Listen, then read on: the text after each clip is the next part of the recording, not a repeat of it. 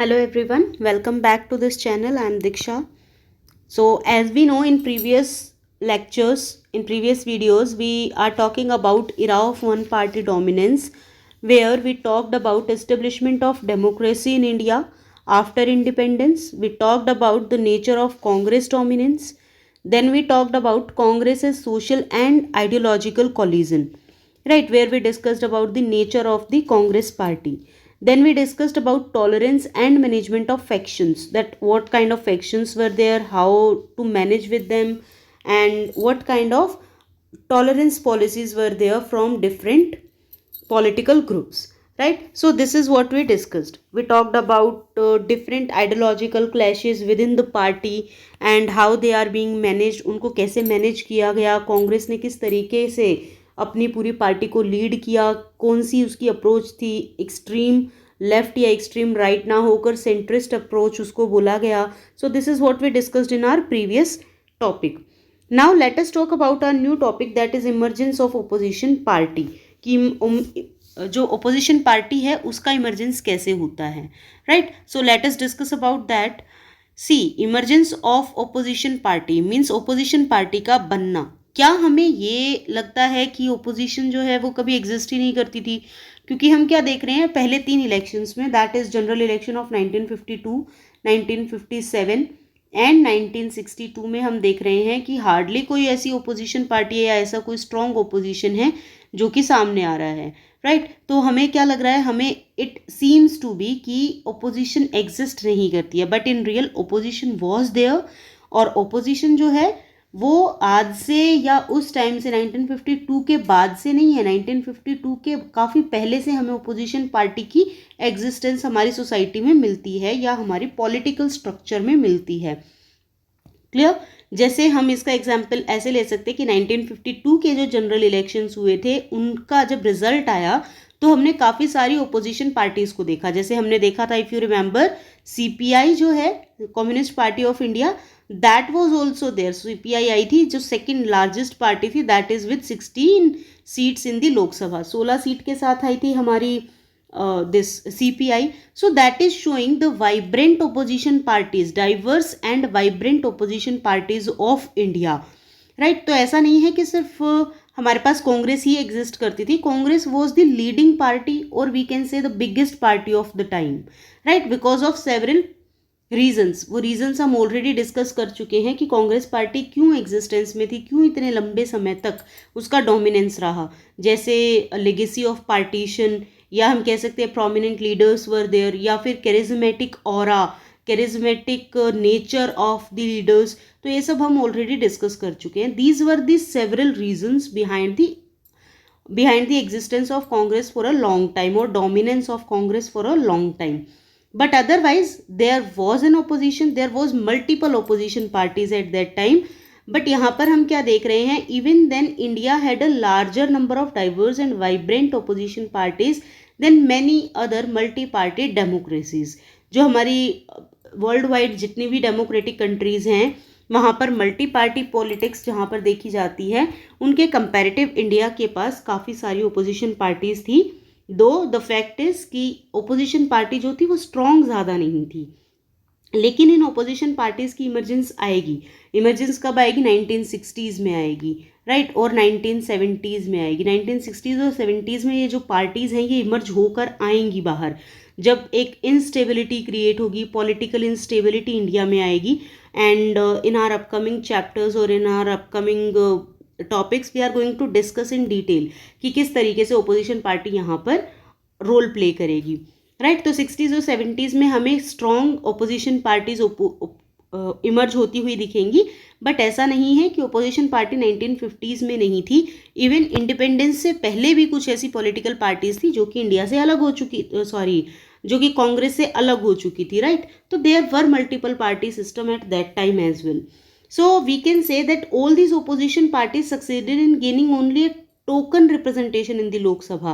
बात सिर्फ इतनी थी कि इनकी जो रिप्रेजेंटेशन है वो बहुत ज़्यादा स्ट्रॉन्ग नहीं था, राइट? जैसे हम सीपीआई की बात करें तो सीपीआई का भी मैंने आपको बताया कि सीपीआई का रिप्रेजेंटेशन कितना था, only 16 seats in the Lok Sabha, right. तो ये जो रिप्रेजेंटेशन है ना, ये रिप्रेजेंटेशन कम था, but otherwise party is in existence, opposition parties were there in existence at that time.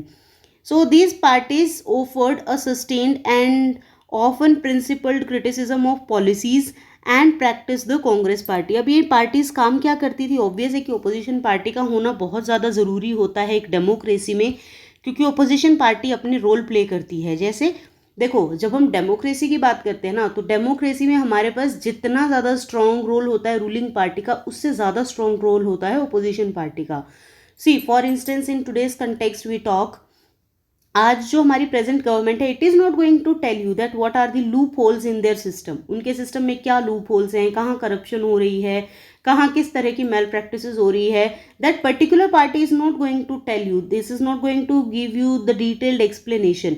आपको बताएगा कौन? Opposition. It is the task of the opposition to let you know, right. जैसे अभी आप रिसेंटली देख सकते हैं कि कांग्रेस पार्टी जो है वो नो कॉन्फिडेंस मोशन के लिए पूछ रही थी, राइट, बीजेपी से। सो ये क्या है? ये एक ओपोजिशन का ही तो रोल है। It is playing the role of opposition. Opposition is having the power. Opposition के पास कॉन्स्टिट्यूशनल पावर होती है कि वो अविश्वास प्रस्ताव ला सकते हैं रूलिंग पार्टी के अगेंस्ट। अब उसमें वो several questions, they reserve the right to ask several questions directly from the ruling party, right. तो ये किस नेचर को शो करता है ओपोजिशन के? ये ओपोजिशन के चेक एंड बैलेंस के नेचर को शो करता है कि this ruling party, this opposition party use to keep a check on the ruling party. जो ओपोजिशन पार्टी है वो एक चेक रखेगी, बैलेंस ऑफ पावर को बना के रखेगी। अगर कांग्रेस के टाइम पर हम इनिशियल स्टेज की, अपने टाइम पीरियड की, इनिशियल टाइम पीरियड की बात करें अपनी कंट्री में, तो ऐसा नहीं है कि कांग्रेस को हम सिर्फ एक डोमिनेंस मान ले या फिर हम बोल दें कि single party system was there. Single party system was not there, single party existence was there because of several other factors which we discussed in our previous videos, right. तो जो रूलिंग पार्टी है इस पर एक check बनाकर रखती है opposition party और बैलेंस करती है पावर को। लास्ट जो हमारा प्रीवियस टॉपिक था वहाँ पर हमने ऑलरेडी पढ़ा था कि जो हमारी कांग्रेस पार्टी है उसी में अलग अलग आइडियोलॉजिकल थॉट प्रोसेस के लोग एग्जिस्ट करते थे।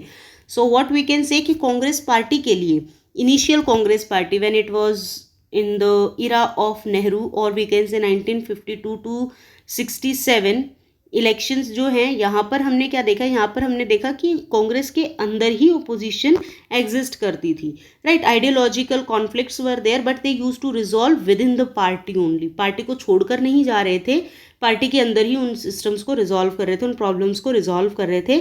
दिस वॉज देयर, लेकिन by keeping democratic political alternative alive. अब जो हमारे डेमोक्रेटिक पॉलिटिक्स सिस्टम है उसको बनाए हुए थे। And after this we can say anti democratic, हमारी कंट्री को एंटी डेमोक्रेटिक बनाने से ये बचाते थे।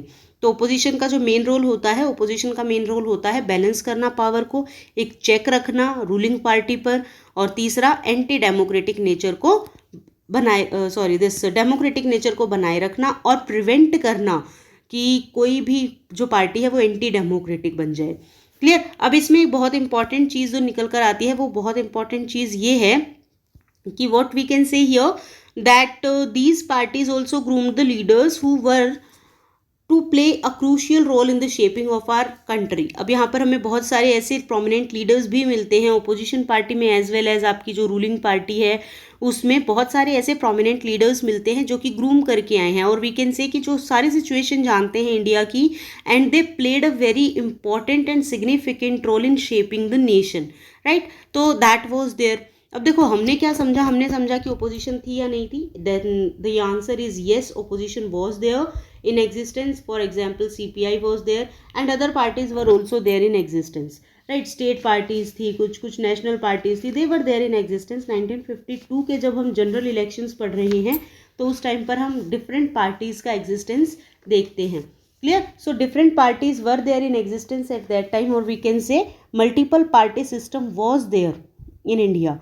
जैसे आपके डेमोक्रेटिक लेफ्ट फ्रंट थे, देन नेशनल कॉन्फ्रेंस थी, these kind of things were there in जो आपका कांग्रेस डोमिनेंस है, कांग्रेस डोमिनेंस के टाइम पर भी multiple parties were there, right. Then later on जो ये आपकी मल्टीपल पार्टीज हैं ये फिर से फर्दर स्प्लिट हुई। जैसे हम एग्जाम्पल ले भारतीय जनसंघ का या तो जनसंघ का या जनता पार्टी का, तो they were also there in existence, लेकिन उनका रोल काफ़ी स्ट्रॉन्ग नहीं था, या हम कह सकते हैं कि नेहरू के टाइम पर they were not having strong identity बनकर इमर्ज होकर सामने नहीं आती हैं. So that is why we can say कि यहाँ पर weak opposition was there but again the nature of opposition was weak, right. Then we discussed about in this particular topic, then we discussed about the we can say कि about the role of opposition party, right. so now अब role of opposition party के बाद हम एक बार relationship की बात कर लेते हैं. relationship between opposition leaders and ruling party, right. Ruling party और अपोजिशन लीडर्स के साथ रिलेशन कैसे थे, तो late us talk about that. अगर हम रिलेशन की बात करें तो बहुत एथिकल रिलेशंस थे, बहुत मॉरल रिलेशंस थे. वी कैन से कि अर्ली ईयर्स जब हम देखते हैं अपनी इंडिपेंडेंस के, तो वहाँ पर हमें ये सब देखने को मिलता है कि काफ़ी ज़्यादा म्यूचुअल रिस्पेक्ट इनके बीच में हुआ करती थी, लीडर्स के बीच में. जो कांग्रेस पार्टी है वो अपने ओपोजिशन पार्टी के लीडर्स की काफ़ी रिस्पेक्ट किया करती थी. वाई? बिकॉज ऑब्वियस है कि ये सब जो लीडर्स है ये कहीं ना कहीं नेशन को शेप करने में हेल्प कर रहे हैं. दो ideological clashes were there but again above all they use to respect each other. तो यहाँ पर रिस्पेक्ट काफ़ी ज़्यादा हुआ करती थी. इंटरिम गवर्नमेंट जो इंडिया को रूल कर रही थी बिफोर द इलेक्शंस ऑफ 1952, जो गवर्नमेंट रूल कर रही थी, that ruled the country after declaration of independence. The first general election included opposition parties. जो हमारे पास ओपोजिशन लीडर्स निकल कर आते हैं पहले जनरल इलेक्शन के बाद, they were like doctor B R Ambedkar was there, Shyama Prasad Mukherjee was there. ये लेकिन कैबिनेट का हिस्सा हुआ करते थे. Though they were in opposition but again they were invited by the Jawaharlal Nehru in his cabinet. वो अपनी कैबिनेट में इन सबको इनवाइट किया करते थे. क्यों इनवाइट किया करते थे? बिकॉज उनको लगता था कि कहीं ना कहीं हो सकता है कि हमारे आइडियोलॉजिकल डिफरेंसेस हों, लेकिन again they are having a good knowledge और वो कैपेबल हैं देश को संभालने के लिए. सो दैट इज़ वाई हमें उनको इन्वाइट करना चाहिए. काफ़ी सारे नाम आपको याद रखने हैं, जैसे जयप्रकाश नारायण. तो you have to remember this name, Jayaprakash Narayan. इनको भी इनवाइट किया गया था जवाहरलाल नेहरू की कैबिनेट में, बट अगेन जो जयप्रकाश नारायण है या जिनको हम जेपी नारायण भी बोलते हैं, ही डिनाइड टू ज्वाइन, और इन्होंने ज्वाइन नहीं किया था नेहरू की कैबिनेट को, बिकॉज इन्होंने रीज़न देते हुए कहा था कि now I am quitting the political career of mine, right. तो इन्होंने बोला था कि मैं अपना पॉलिटिकल करियर अभी के लिए क्विट कर रहा हूँ, देश को मेरी ज़रूरत थी, तब तक मैंने यहाँ पर काम किया, राइट. तो that was there. But again आप जयप्रकाश नारायण का नाम फिर से सुनेंगे आगे आने वाली हमारी पॉलिटिक्स में या पॉलिटिकल स्ट्रक्चर में. So that is why you have to remember this name, right. तो that was there. After this जो जवाहरलाल नेहरू हैं वो बिलीव करते थे अलग अलग आइडियोलॉजीज में. अगर आइडियोलॉजी किसी की, जैसे डॉक्टर बी आर अम्बेडकर हैं, उनकी आइडियोलॉजी अलग है, आपके श्यामा प्रसाद मुखर्जी की आइडियोलॉजी अलग है. तो वो बिलीव करते थे कि हर तरह के आइडियोलॉजी के लोग हमारे यहाँ पर होने चाहिए, सो दैट किसी भी तरीके की एक पार्टी डोमिनेट ना करे, एक पर्टिकुलर आइडियोलॉजी डोमिनेट ना करे, डेमोक्रेसी का जो नेचर है वो मेंटेन रहे हमारी कंट्री में. So that kind of relationship was there. Above all हम बोल सकते हैं this kind of personal relationship with and respect for political advisories declined after the party competition grow more intense. जैसे जैसे पार्टी का जो ये कॉम्पिटिशन है बढ़ते चले गए मल्टीपल पार्टीज़ के, वैसे वैसे यहाँ पर हमें देखने को मिलता है कि जो ये पर्सनल रिलेशनशिप है ना, जो एक दूसरे की इज्जत करना है, या जो एक दूसरे की जो पॉलिटिकल एडवाइजरीज हैं उनको एक्सेप्ट करना है, आइडियोलॉजीज़ को एक्सेप्ट करना है, ये सब कहीं ना कहीं कम होता चला गया जैसे जैसे कंपटीशन बढ़ता चला गया, राइट. तो आज के टाइम पे भी आप देख सकते हो, आज के टाइम पर आप देखोगे कि ओपोजिशन और ruling party, they are just opposition and ruling party, and they are looking after their own needs, they are not looking after the needs of the public, right. तो this was not the structure at that time.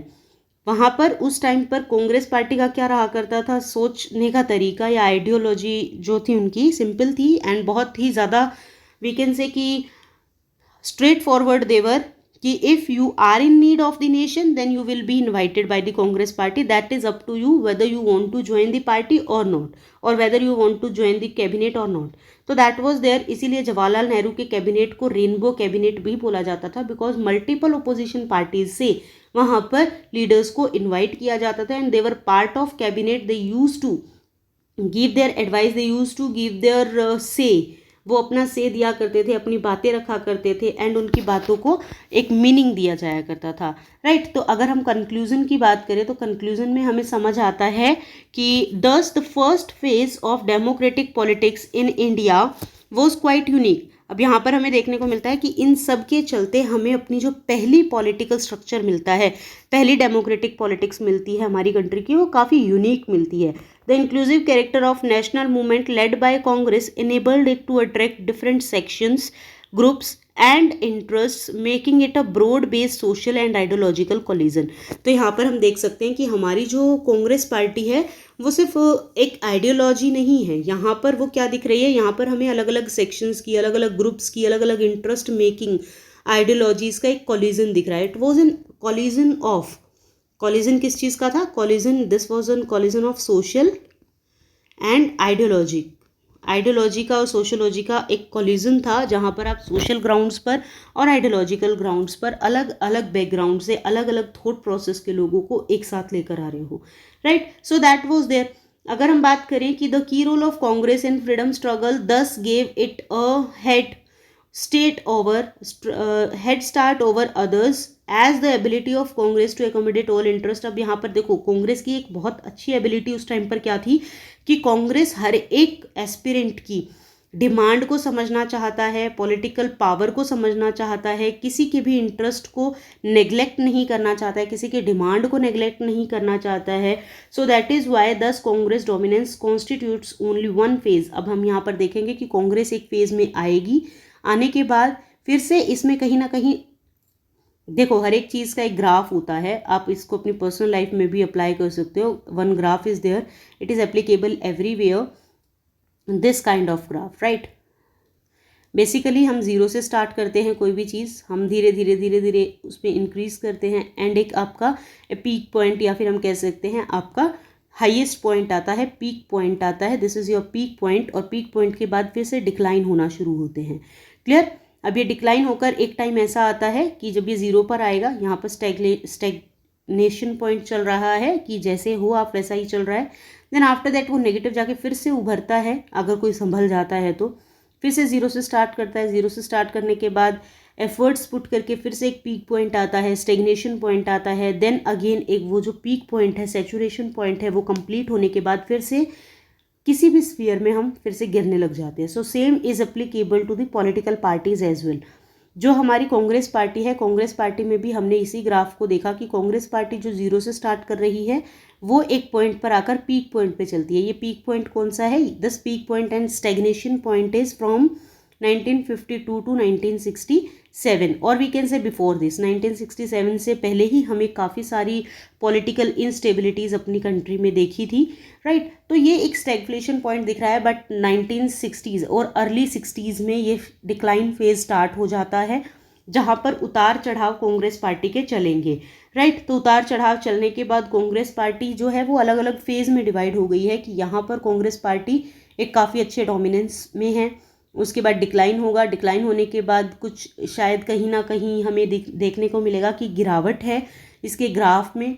Then Congress party के जो new leaders आएंगे, we will discuss in upcoming chapters like Indira Gandhi and all, right. तो वो फिर से इस Congress party को मजबूत करेंगे, मजबूत करने के बाद ये पार्टी फिर से कहीं ना कहीं डाउनफॉल की तरफ जाएगी एंड देन ये री इमर्ज होकर आएंगे। और आज तक आप इस पॉलिटिक्स के इस ग्राफ को ऐसे ही देखेंगे कि कभी उतार है, कभी चढ़ाव है, right. So that is there. तो ये चीज़ जो है ये हमें हमेशा देखने को मिलती है। कांग्रेस पार्टी जो है वो एक पर्टिकुलर फेज़ के लिए इसीलिए रही क्योंकि उसके आइडियोलॉजी जो है वो काफ़ी अच्छी थी, जैसे सोशल और आइडियोलॉजिकल कोलिजन हुआ करता था, राइट। और नेहरू की कैबिनेट में आप देख सकते हैं कि काफ़ी सारे अदर मेंबर्स भी आपको देखने को मिलेंगे या किसी और बैकग्राउंड से भी मेंबर्स देखने को मिलेंगे। ऐसा नहीं कि वो सिर्फ अपनी कांग्रेस पार्टी के ही मेंबर्स को कैबिनेट में हिस्सा दिया करते थे, they use to invite the capable ones, right? So that was there. This is what we discussed today. We discussed about the emergence of opposition party, and then in this we discussed about that did their opposition party exist, क्या उस time पर opposition party exist करती थी, और करती थी तो उसका नेचर कैसा था, कांग्रेस पार्टी का उनके साथ रिलेशनशिप कैसा था। और कंक्लूजन में हमने ये भी डिस्कस किया कि जो कांग्रेस पार्टी है वो अपना जो नेशनल मूवमेंट से एक कैरेक्टर लेकर आई है, क्या वो उसको फॉलो कर रही है, क्या वो अट्रैक्ट कर रही है अलग अलग सेक्शंस को, ग्रुप्स को, इंटरेस्ट मेकिंग ग्रुप्स को, क्या वो सबको एक्सेप्ट कर रही है, right. This is what we discussed in our this today's lecture. Now, your chapter is not over yet. We are going to discuss about different political parties as well, जो कि आपकी बुक में अलग अलग pages पर detail में दी हुई हैं. जैसे स्वतंत्रता पार्टी है, भारतीय जनसंघ है, and then your the communist party of India है, सोशलिस्ट पार्टी है. इन सबको हम डिटेल में डिस्कस करेंगे in our upcoming video. So for reference to the previous topics, I will give you the link in description box. You can check there. Thank you so much for watching this video. Stay tuned.